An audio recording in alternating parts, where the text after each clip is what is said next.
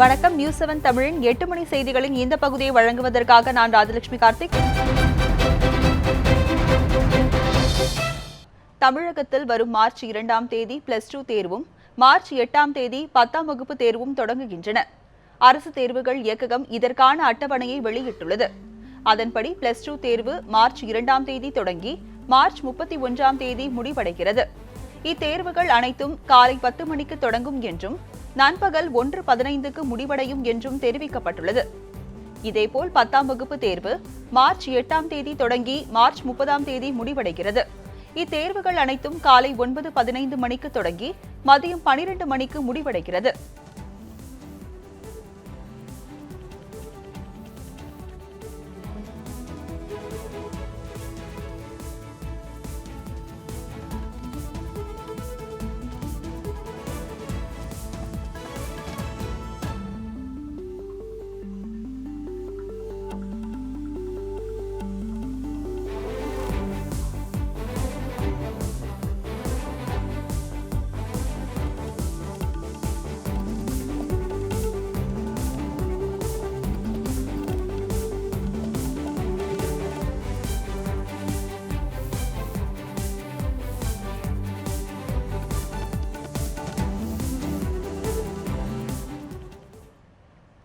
VK. சசிகலாவை அதிமுக பொதுச் செயலாளராக தேர்ந்தெடுக்க தடை கோரிய வழக்கில் இடைக்கால உத்தரவு பிறப்பிக்க சென்னை உயர்நீதிமன்றம் மறுத்துவிட்டது.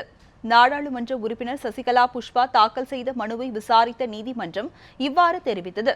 இந்த வழக்கு நீதிபதி கல்யாணசுந்தரம் முன்னிலையில் அவசர வழக்காக விசாரணைக்கு வந்தபோது அதிமுக சார்பில் வழக்கறிஞர் குமார் ஆஜரானார். அப்போது அவர் சசிகலா புஷ்பா அதிமுகவில் அடிப்படை உறுப்பினர் பதவியில் இருந்து கடந்த ஆகஸ்ட் மாதம் நீக்கப்பட்டதாக வாதிட்டார். சசிகலா புஷ்பாவுக்கு இந்த வழக்கை தொடர உரிமை இல்லை என்றும் காழ்ப்புணர்ச்சியுடன் இந்த வழக்கு தொடரப்பட்டிருப்பதாகவும் அவர் தெரிவித்தார். இதனையடுத்து வி.கே. சசிகலாவை அதிமுகவின் பொதுச் செயலாளராக தேர்ந்தெடுக்க தடை கோரிய மனுவில் இடைக்கால உத்தரவு பிறப்பிக்க முடியாது என்று நீதிபதி தெரிவித்தார். மேலும் சசிகலா புஷ்பாவின் மனு தொடர்பாக அதிமுகவும் வி.கே. சசிகலாவும் பதிலளிக்கவும் நீதிபதி உத்தரவிட்டார். மேலும் வழக்கு விசாரணையை வரும் 21ஆம் தேதிக்கு நீதிபதி ஒத்திவைத்தார். மறைந்த முதலமைச்சர் ஜெயலலிதா நிதி சேமிப்பு வாரிசாக வி.கே. சசிகலாவை நியமித்துள்ளதாக அதிமுக செய்தி தொடர்பாளர் பொன்னையன் தெரிவித்துள்ளார். சென்னையில் செய்தியாளர்களிடம் பேசிய போது அவர் இதனை தெரிவித்தார். இது ஸ்ரீராம் இன்வெஸ்ட்மெண்ட்ஸ் லிமிடெட் என்ற ஒரு பப்ளிக் செக்டார் நிறுவனத்தினுடைய ஒரு தஸ்தாவேஜ். இதிலே 7 லட்சம் ரூபாயை 1991ஆம் ஆண்டு பேசாம இருக்கலப்பா 1991ஆம் ஆண்டு 7 லட்சம் ரூபாயை இந்த ஸ்ரீராம் இன்வெஸ்ட்மெண்ட் லிமிடெட் என்ற அந்த கார்ப்பரேட் செக்டார் என்று சொல்லக்கூடிய அந்த நிறுவனத்தில் முதலீடாக பொன்மனை செல்வி அமரர் புரட்சித் தலைவி அம்மா அவர்கள் போட்டார்கள். அப்படி முதலீடாக போட்ட அந்த பணத்துக்கு வாரிசு என்று யாரை நியமித்தார் தெரியுமா? நாமினி என்று யாரை நியமித்தார் தெரியுமா? இதோ மிஸ்ஸஸ் சசிகலா என் என்ற நமது சின்னம்மாவைத்தான் 1991 அம்மா முதலீடு செய்த ஸ்ரீராம் இன்வெஸ்ட்மெண்ட் லிமிடெட் என்ற அந்த பப்ளிக் செக்டார் நிறுவனத்திலே முதலீடு செய்த அந்த பணத்துக்கு வாரிசு என்று சின்னம்மாவை அன்றே நியமனம் செய்து இதோ அம்மாவே அதிலே கையெழுத்திட்டிருக்கிறார். அந்த தஸ்தாவேஜு தான் இந்த தஸ்தாவேஜு.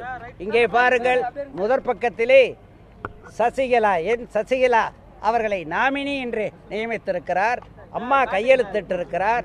அம்மாவே கையெழுத்திட்டு இது அப்படி உளமாற நெஞ்சார ரிக்கார்டு பூர்வமாக அம்மா தனக்கு வாரிசாக வர வேண்டும், வழிநடத்த வேண்டும் இந்த இயக்கத்தை என்ற எண்ண அடிப்படையில் அவர்கள் வாரிசு என்ற நிலையிலே சின்னம்மாவை வைத்திருந்தார் என்பதற்கு உதாரணம் இந்த தஸ்தாவேஜ் என்பதை நான் கூறிக்கொள்கிறேன். இதனால்தான் கட்சியிலே எந்தவித எதிர்ப்பும் இல்லாமல், போட்டி இல்லாமல், பொறாமை இல்லாமல், இந்திய வரலாற்றிலே எங்கும் இல்லாத அளவிற்கு ஒருமனதாக சின்னம்மா தான் அம்மாவினுடைய வாரிசு, அம்மாவினுடைய மனச்சாட்சி, புரட்சி தலைவரின் மனச்சாட்சியாக பெரியம்மா எப்படி தேர்ந்தெடுக்கப்பட்டாரோ அதே போல சின்னம்மா தான் அம்மாவின் வாரிசு என்று பிரச்சனையே இல்லாமல் ஏகமனதாக தேர்ந்தெடுக்கப்பட்டார். அதற்கு ஒரு அத்தாட்சி தான், அதற்கு ஒரு அச்சாணி தான் இந்த முதலீடு இதற்கு நாமினி என்ற சின்னம்மாவை அம்மா நியமித்த இந்த தஸ்தாவேஜ் என்பதை நான் கூறிக்கொள்ள விரும்புகிறேன். வி.கே. சசிகலா தவிர்க்க முடியாத திராவிட சக்தியாக திகழ்கிறார் என அதிமுக செய்தி தொடர்பாளர் வைகை செல்வன் தெரிவித்துள்ளார். நியூஸ் 7 தமிழின் வியூகம் நிகழ்ச்சியில் இணை ஆசிரியர் நெல்சன் சேவியர் மேற்கொண்ட நேர்காணலில் அவர் இவ்வாறு கூறினார். அதன் ஒரு பகுதியை தற்போது பார்க்கலாம்.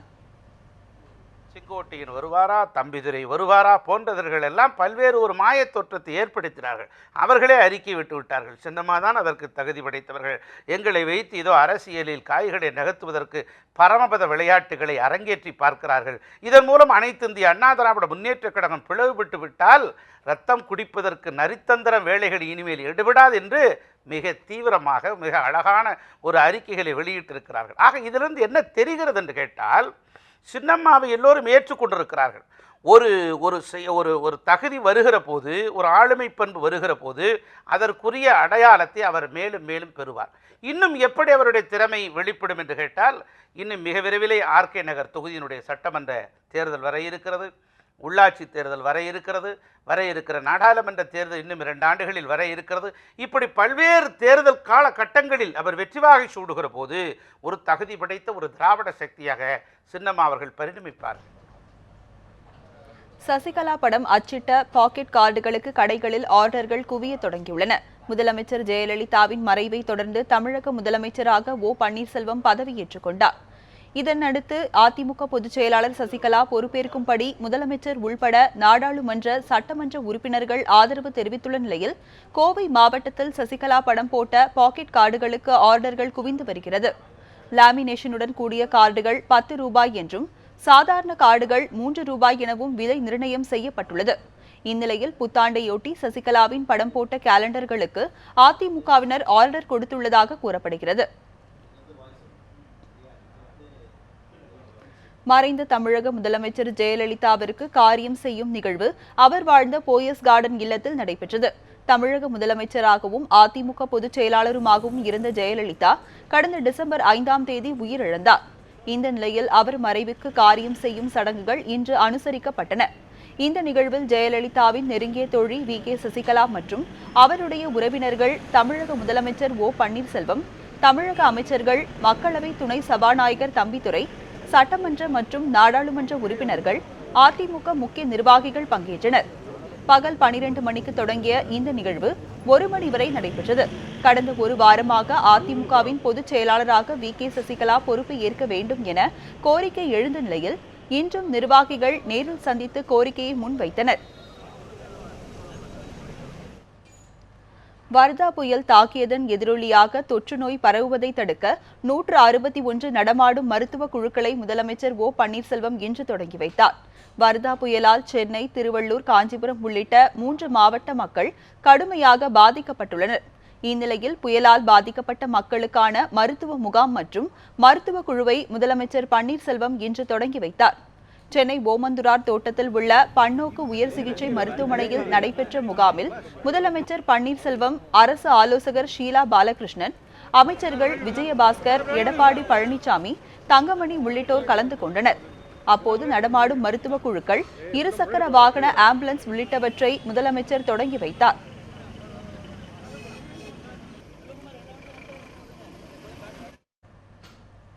திமுக தலைவர் கருணாநிதியின் உடல்நிலை தற்போது சீராக உள்ளது என காவிரி மருத்துவமனை தெரிவித்துள்ளது. சென்னை ஆழ்வார்பேட்டையில் உள்ள காவிரி மருத்துவமனையில் 2வது முறையாக கருணாநிதி நேற்று அனுமதிக்கப்பட்டார்.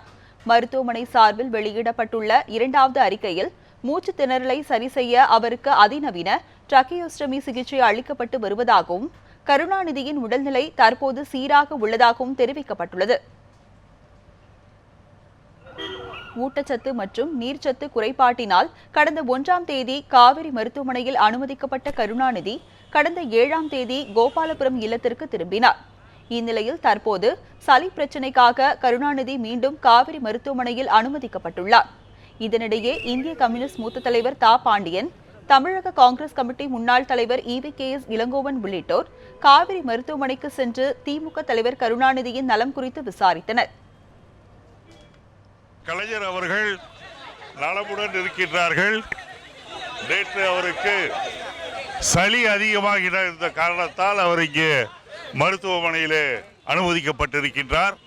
மருத்துவமனையிலே அவரிடம் அவர் நெஞ்சிலே இருக்கின்ற சளியை முழுமையாக குணப்படுத்துவதற்கான எல்லா முயற்சிகளும் எடுத்துக்கொண்டிருக்கின்றார்கள். அவர் விரைவில் குணமடைவார் என்று மருத்துவர்களும் மற்றவர்களும் சொல்லி.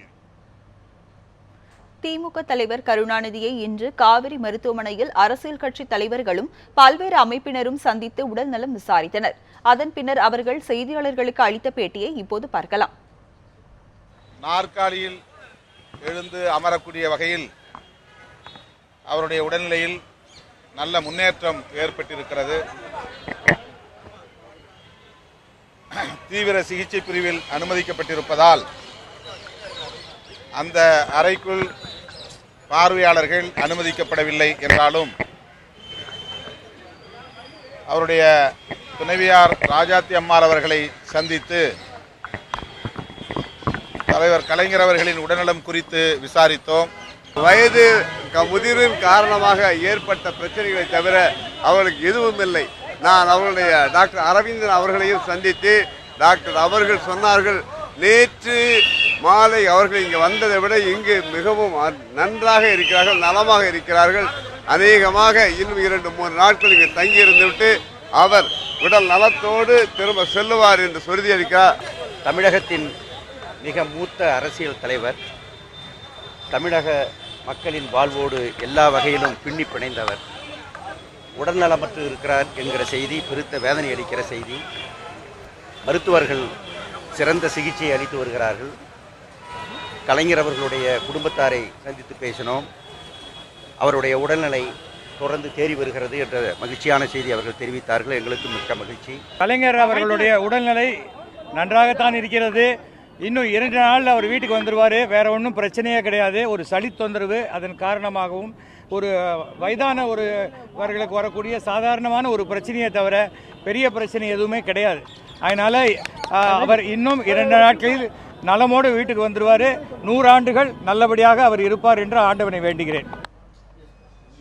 திமுக தலைவர் கருணாநிதியின் உடல்நிலையை கருத்தில் கொண்டு திமுக பொதுக்குழுவை ஒத்திவைப்பது குறித்து ஆலோசித்து முடிவெடுக்கப்படும் என திமுக முதன்மை செயலாளர் துரைமுருகன் தெரிவித்துள்ளார்.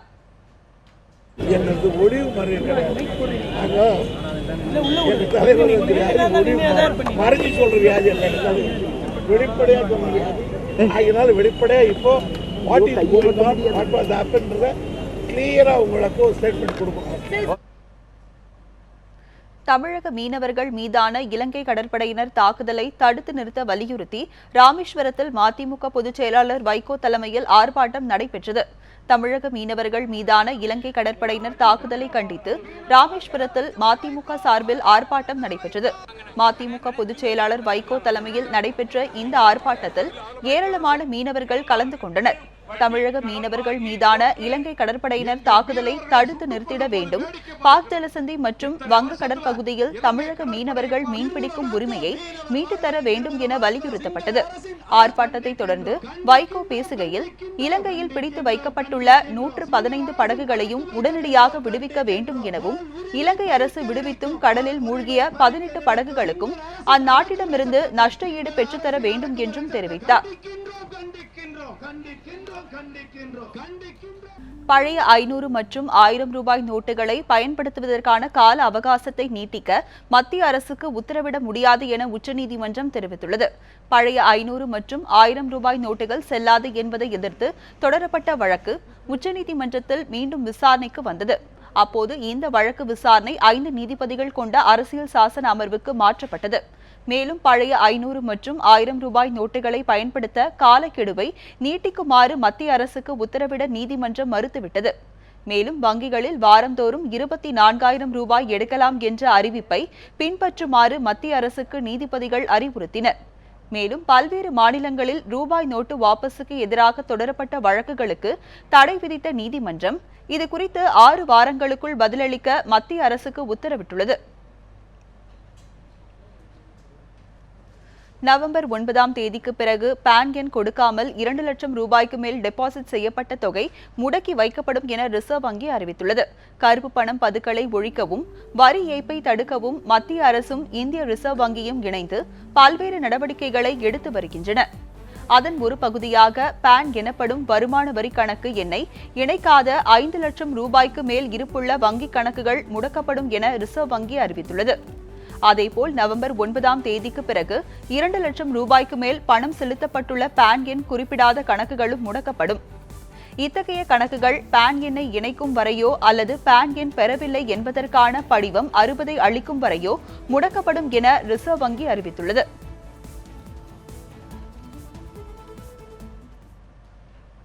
தொழில்நுட்ப ரீதியாக வாடிக்கையாளர்களின் பணத்தை மோசடி செய்ததாக பேடிஎம் நிறுவனம் மீது சிபிஐ வழக்கு பதிவு செய்துள்ளது.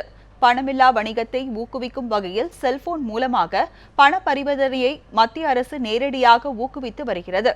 இதனை பயன்படுத்தி பல்வேறு நிறுவனத்தினர் மணி வாலெட் என்ற பெயரில் புதிய ஆப்பை அறிமுகம் செய்து வருகின்றனர்.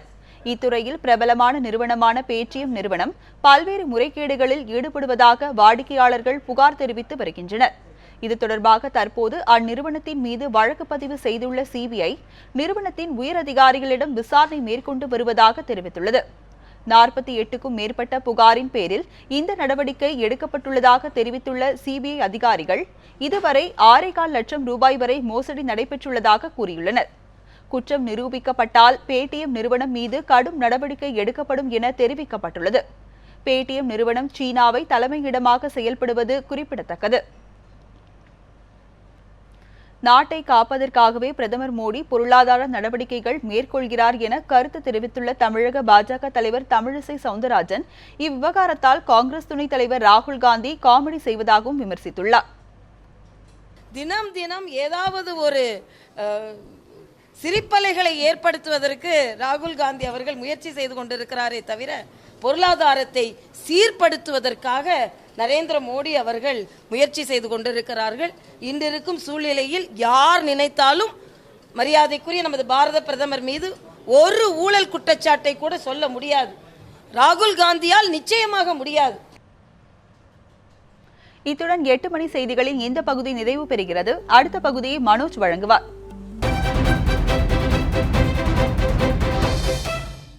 சக்தி மின்தகடு ஊழல் வழக்கில் சரிதா நாயர் மற்றும் அவரது நண்பர் பிஜு ராதாகிருஷ்ணன் ஆகியோருக்கு 3 ஆண்டுகள் சிறை தண்டனை விதித்து கேரள நீதிமன்றம் உத்தரவிட்டுள்ளது. கேரளாவில் சூரிய மின்தகடு குற்றச்சாட்டில் சரிதா நாயர், பிஜு ராதாகிருஷ்ணன் மற்றும் பல்வேறு அரசியல் கட்சி தலைவர்கள் மீது குற்றம் சாட்டப்பட்டிருந்தது.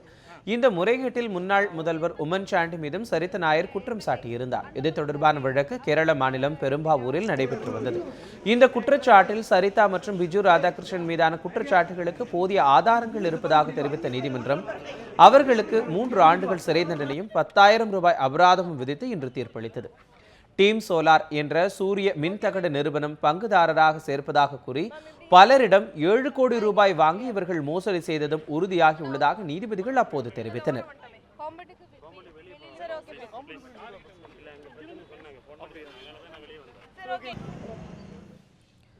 தஞ்சை அருகே 7 ஏக்கர் சம்பா பயிர் கருகியதால் மனமுடைந்த இளம் விவசாயி பூச்சி மருந்து குடித்து தற்கொலை செய்து கொண்ட சம்பவம் விவசாயிகளிடையே பெரும் சோகத்தை ஏற்படுத்தியுள்ளது.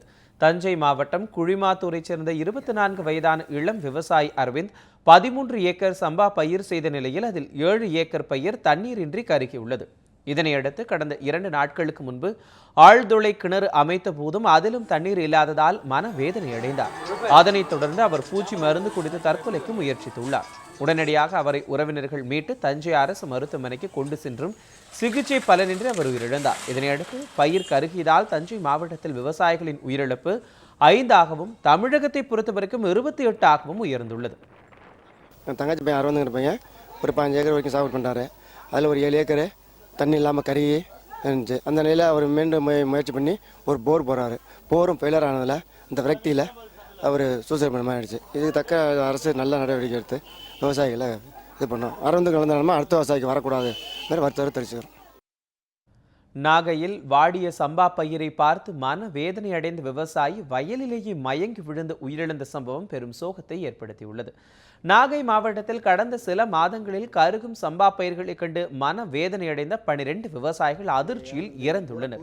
இந்நிலையில் நாகை மாவட்டம் அருள்மொழித்தேவன் கிராமத்தில் சாமிநாதன் என்ற விவசாயி தனக்கு சொந்தமான 1 ஏக்கர் மற்றும் குத்தகை அடிப்படையில் 1.5 ஏக்கர் நிலத்தில் சம்பா சாகுபடி செய்துள்ளார். தண்ணீரின்றி கருகி வரும் பயிர்களை காப்பாற்ற பல விதங்களில் முயற்சித்தும் முடியாததால் கடந்த ஒரு வாரமாக வயலுக்கு செல்வது, வாடிய பயிர்களை பார்த்து கடுமையான மன வேதனையில் சாமிநாதன் இருந்திருக்கிறார். இந்நிலையில் இன்று காலை வயலுக்கு சென்ற அவர் திடீரென உயிரிழந்து விட்டார். நாகை மாவட்டத்தை வறட்சி பகுதியாக அறிவிக்க வேண்டும் என்று கோரிக்கை விடுத்துள்ள விவசாயிகள் உயிரிழந்த விவசாயிகளின் குடும்பத்துக்கு அரசு நிதியுதவி செய்ய வேண்டும் என்று கோரிக்கை விடுத்துள்ளனர். தண்ணி வைக்கிறதுக்கு வழி இல்லாமல் ஒரு வாரமாகவே ரொம்ப மனசு உடஞ்ச நிலையில் எங்கள் சூழ்நிலை காணப்பட்டு இருந்தார். இன்னைய நிலைமைக்கு போய் வயலை பார்க்கலான்னு போயிருக்கிறாரு. அங்கே போயிருக்கிற இடத்துல மனசு உடஞ்சி போய் அங்கேயே மயக்க அடிச்சாங்கிற தகவல் வந்தது. திரும்பி நாங்கள் இங்கே வீட்டுக்கு தூக்கிட்டு வந்து பார்க்கல அவர் மாரடைப்பில் இறந்துட்டார். தண்ணி இல்லாதனால இந்த குடும்பங்கள் என்ன ஆக போகுதுங்கிற சூழ்நிலையில் இருக்குது. 2 பெண் குழந்தைகளை வச்சிருக்கிறாங்க, ஒரு பையன் இருக்கிற, எல்லாம் கூலி வேலைக்கு போகிறவங்க தான் இருக்கிறாங்க. இந்த இடத்துல தண்ணி இல்லாதனால ரொம்ப கஷ்டத்தில் இருக்காங்க. அரசாங்கம் ஏதாவது பண்ணி தண்ணிக்கும் வழியை செய்யணும். விவசாயிகள் மடிவதை இதுக்கப்புறமா ஏதாவது நடவடிக்கை எடுத்து விவசாயிகள் மடிவதையும் தடுக்கிறதுக்கு அரசாங்கம் ஏதாவது நடவடிக்கை எடுக்கணும். இல்லைன்னா இந்த விவசாயிகளோட இறப்புங்கிறது தொடர்ந்து போயிடுமோங்கிற மாதிரி ஒரு கவலையான ஒரு சூழ்நிலை தான் இருந்துகிட்டு இருக்கு. உரிய முறையில் தவணை தொகையை செலுத்தவில்லை என்று கூறி விவசாயியின் டிராக்டரை பறிமுதல் செய்த வங்கி நிர்வாகத்தின் செயலை கண்டித்து திருநெல்வேலி மாவட்ட ஆட்சியரை விவசாயிகள் முற்றுகையிட்டதால் அங்கு பரபரப்பு நிலவியது. திருநெல்வேலி மாவட்ட ஆட்சியர் அலுவலகத்தில் விவசாயிகள் குறை கேட்பு கூட்டம் மாவட்ட ஆட்சியர் கருணாகரன் தலைமையில் நடைபெற்றது. இந்த கூட்டம் தொடங்கியதுமே விவசாயிகள் பல்வேறு கோரிக்கைகளை வலியுறுத்தி மாவட்ட ஆட்சியரை முற்றுகையிட்டு போராட்டத்தில் ஈடுபட்டனர். குறிப்பாக திருவேங்கம் முக்கூட்டு மலையைச் சேர்ந்த விவசாயி ஆதி நாராயணசாமி என்பவர் தவணை தொகையை செலுத்தவில்லை என கூறி டிராக்டரை கடந்த 8ஆம் தேதி பறிமுதல் செய்த பாரத ஸ்டேட் வங்கி அதிகாரிகளின் செயலுக்கு விவசாயிகள் எதிர்ப்பு தெரிவித்தனர். வங்கி நிர்வாகம் மீது தகுந்த நடவடிக்கை எடுக்க வேண்டும் எனவும் வறட்சி பாதித்த மாவட்டமாக அறிவிக்க வலியுறுத்தியதால் அங்கு பரபரப்பு ஏற்பட்டது. தொடர்ந்து இந்த பிரச்சினை தொடர்பாக உரிய நடவடிக்கை எடுக்கப்படும் என அதிகாரிகள் உறுதியளித்ததை தொடர்ந்து விவசாயிகள் கலைந்து சென்றனர். 2 வருஷமா கரெக்டாக பணம் கட்டிட்டு சார். 3,21,000 பணம் கட்டிட்டேன். நான் மேற்கொண்டு வறட்சினால, மழை இல்லாத வறட்சினால பணம் கட்ட முடியல. அப்படிங்கிற தவணை தான் கேட்டு பணம் கட்டிடுறேன். டெய்லி இடைஞ்சல் ரொம்ப டார்ச்சர் பண்ண. காட்டுக்கு போனால் காட்டில் வண்டியை தூக்க மறைக்க 10 பேர் ரவுடி வரா சார். வீட்டுக்கு வந்தால் வீட்டில் சாப்பிட முடியல. வண்டியை எடுத்துகிட்டு மறைச்சல் பண்ணுறா சார். திருச்சி ஸ்ரீரங்கம் ரங்கநாதர் கோவிலில் வைகுண்ட ஏகாதசி திருவிழாவிற்கான ஏற்பாடுகள் வெகு தீவிரமாக நடைபெற்று வருகின்றன. 108 வைணவ தலங்களில் முதன்மையானதாக போற்றப்படும் ஸ்ரீரங்கம் ரங்கநாதர் ஆலயத்தில் ஆண்டுதோறும் வைகுண்ட ஏகாதசி விழா வெகு விமரிசையாக நடைபெறுவது வழக்கம். இந்த ஆண்டுக்கான வைகுண்ட ஏகாதசி விழா டிசம்பர் 28ஆம் தேதி திருநெடுந்தாண்டத்தகத்துடன் தொடங்க உள்ளது. இதனையொட்டி ஸ்ரீரங்கம் ரங்கநாதர் கோவிலில் முகூர்த்த கால் நடும் வைபவம் ஆயிரங்கால் மண்டபம் முன்பு கடந்த மாதம் 11ஆம் தேதி நடைபெற்றது. பரமபத வாசல் வழியாக பக்தர்கள் செல்லும் பகுதிகளில் தகர கூரைகள் அமைக்கப்பட்டும் அலங்காரம் செய்தல் உள்ளிட்ட பல்வேறு பணிகள் கோவில் வளாகத்தில் நடைபெற்றும் வருகின்றன. வைகுண்ட ஏகாதசியானது பகல் 10 ராப்பத்து என 21 நாட்கள் நடைபெறும் விழாவின் முக்கிய நிகழ்ச்சியான சொர்க்கவாசல் திறப்பு வைபவம் ஜனவரி 8ஆம் தேதி நடைபெறவுள்ளது. திருவண்ணாமலை மாவட்டம் செங்கம் அருகே போலீசார் முன்னிலையிலேயே மஞ்சு விரட்டு நடத்தப்பட்டதால் அப்பகுதியில் பரபரப்பு ஏற்பட்டது. ஜல்லிக்கட்டு நடத்த தடை இருந்து வரும் நிலையில் மார்கழி மாத பிறப்பை முன்னிட்டு செங்கம் அருகே வீரலூர் மேல் சோழங்குப்பம் பகுதியில் ஜல்லிக்கட்டு நடத்த ஏற்பாடுகள் செய்யப்பட்டன. இதனை அறிந்த கடலாடி போலீசார் சம்பவ இடத்திற்கு விரைந்தனர். பாரம்பரிய முறையை கைவிட முடியாது என ஜல்லிக்கட்டு ஏற்பாட்டாளர்கள் போலீசாருடன் வாக்குவாதத்தில் ஈடுபட்டனர். இந்நிலையில் போலீசார் முன்னிலையிலேயே ஜல்லிக்கட்டு நடத்த முற்பட்டதால் பரபரப்பு ஏற்பட்டது. போலீசார் தடுத்ததால் விழா ஏற்பாட்டாளர்கள் மஞ்சு விரட்டு நடத்தினர்.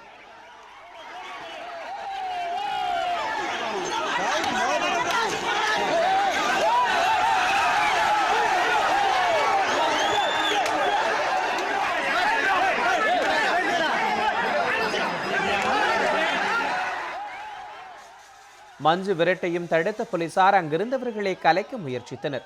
போலீசாரின் செயலுக்கு எதிர்ப்பு தெரிவித்து பொதுமக்கள் மறியலில் ஈடுபட்டதால் அங்கு பரபரப்பு நிலவியது. தருமபுரி அருகே டியூஷன் மாணவிகள் பாலியல் வன்கொடுமை வழக்கில் முதல் குற்றவாளியான சிவகுமாரை மீண்டும் காவலில் எடுத்து விசாரணை நடத்த போலீசார் திட்டமிட்டுள்ளனர். தருமபுரி மாவட்டம் பாலக்கோட்டைச் சேர்ந்த சிவகுமார் என்பவர் டியூஷன் சென்டர் நடத்தியதோடு அரசு தேர்வுகளுக்கு பயிற்சி வகுப்புகளையும் நடத்தி வந்துள்ளார். டியூஷனுக்கு வரும் மாணவிகளை பாலியல் வன்கொடுமை செய்த புகார் தொடர்பாக சிவகுமாரை போலீசார் கைது செய்தனர். அவர் தனது நண்பர்கள் 4 பேருடன் இணைந்து இதில் ஈடுபட்டது தெரிய வந்தது. இந்த வழக்கில் ஈஸ்வரன் மற்றும் சிவகுமாரை போலீசார் நேற்று கைது செய்தனர். முதல் குற்றவாளி சிவகுமாரை காவலில் எடுத்து விசாரணை நடத்த போலீசார் திட்டமிட்டுள்ளனர். திருநெல்வேலி மனோன்மணியம் சுந்தரனார் பல்கலைக்கழகத்தில் பணி நியமன ஊழல் நடைபெற்றதாக கூறி பேராசிரியர்கள் ஆர்ப்பாட்டத்தில் ஈடுபட்டனர். திருநெல்வேலியில் உள்ள மனோன்மணியம் சுந்தரனார் பல்கலைக்கழகத்தில் பல கோடி ரூபாய் வாங்கிக் கொண்டு தகுதியற்றவர்கள் பேராசிரியர்களாக நியமிக்கப்பட்டதாக புகார் எழுந்துள்ளது. இந்நிலையில் இது குறித்து சிபிஐ விசாரணைக்கு உத்தரவிடக் கோரி பேராசிரியர்கள் ஆர்ப்பாட்டத்தில் ஈடுபட்டனர். தமிழகத்தில் உள்ள நீதிமன்றங்களில் கண்காணிப்பு கேமரா பொருத்த 39.78 கோடி ரூபாய் ஒதுக்கீடு செய்த அரசாணையை தமிழக அரசு நீதிமன்றத்தில் தாக்கல் செய்துள்ளது. நீதிமன்றங்களில் வெளிப்படைத்தன்மை மற்றும் பாதுகாப்பு காரணங்களுக்காக மாநிலத்தில் உள்ள அனைத்து நீதிமன்றங்களில் வெளியேவும் உள்ளேயும் கண்காணிப்பு கேமரா பொருத்துவதற்கு தகுந்த உத்தரவை பிறப்பிக்க வேண்டும் என்று சென்னை உயர்நீதிமன்றத்தில் வழக்கறிஞர் காசி ராமலிங்கம் மனு தாக்கல் செய்திருந்தார். இதனையடுத்து எவ்வளவு கண்காணிப்பு கேமராக்கள் தேவை என்பதையும் வேறு என்ன தொழில்நுட்பங்கள் தேவைப்படுகின்றன, அதற்கு எவ்வளவு செலவாகும் என்பது குறித்தும் அரசுக்கு உடனடியாக கருத்துரு அனுப்ப உயர்நீதிமன்ற தலைமை பதிவாளருக்கு உயர்நீதிமன்றம் உத்தரவிட்டிருந்தது. இந்த வழக்கு இன்று தலைமை நீதிபதி எஸ்.கே. கவுல், நீதிபதி சுந்தர் ஆகியோர் அடங்கிய அமர்வு முன்பு இன்று விசாரணைக்கு வந்தது. அப்போது அரசு சார்பில் 39.79 கோடி ரூபாய் நிதி ஒதுக்கீடு செய்யப்பட்டு நவம்பர் 29ஆம் தேதி அன்று விசாரணை வெளியிடப்பட்டுள்ளதாக தெரிவிக்கப்பட்டுள்ளது. இதனை ஏற்றுக்கொண்ட நீதிபதிகள் சிசிடிவி கேமரா அமைக்க ஒப்பந்த புள்ளி கோர உயர்நீதிமன்ற பதிவாளருக்கு உத்தரவிட்டு வழக்கை முடித்து வைத்தார். மேலும் பணி முடிப்பு குறித்த அறிக்கையை வரும் பிப்ரவரி 1ஆம் தேதிக்கு தாக்கல் செய்யவும் அவர்கள் உத்தரவிட்டனர். இத்துடன் நியூஸ் 7 தமிழில் 8 மணி செய்திகள் நிறைவடைகிறது. தொடர்ந்து புதிய செய்திகளை புதிய கோணங்களில் காண நியூஸ் 7 தொலைக்காட்சி பாருங்கள்.